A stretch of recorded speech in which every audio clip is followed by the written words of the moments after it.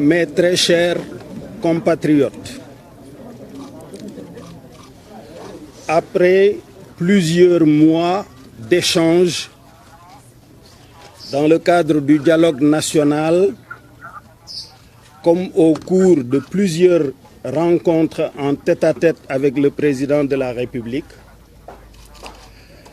après une analyse lucide et sereine du contexte international, du contexte africain, sous-régional et national, la nécessité nous est clairement apparue de répondre positivement à l'appel du président de la République pour une union de l'ensemble des forces de la nation pour mieux faire face aux défis du moment.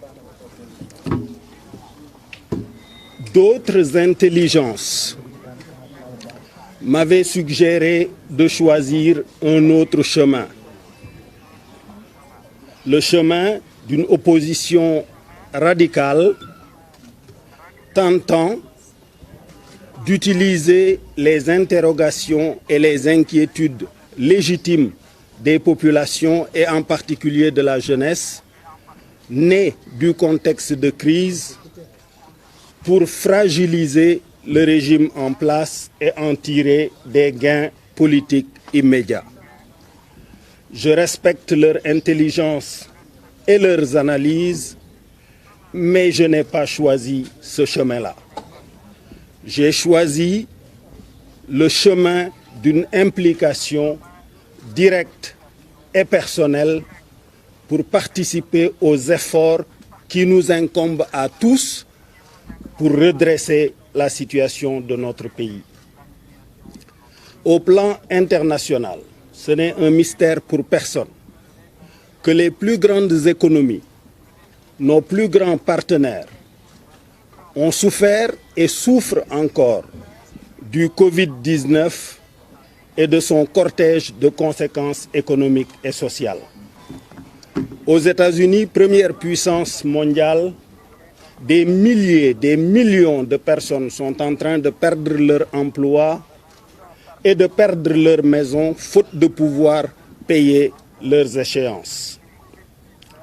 En Europe, qui accueille l'essentiel de notre diaspora, la situation est identique, une chute drastique de leurs économies.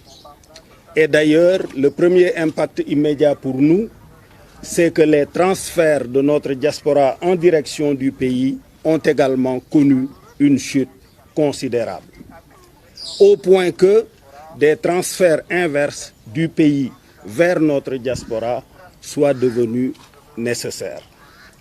C'est dans un tel contexte où également dans notre sous-région, des conflits et des tensions extrêmement vives déchirent les classes politiques qu'il nous appartient de rendre grâce au Sénégal qu'au moyen d'une discussion sereine, longue, profonde, dans plusieurs cadres, notre classe politique qui représente 85% de l'électorat soit parvenue à s'entendre pour mieux prendre en charge les défis du pays. Mais qu'on ne s'y trompe pas. La classe politique seule n'y suffira pas.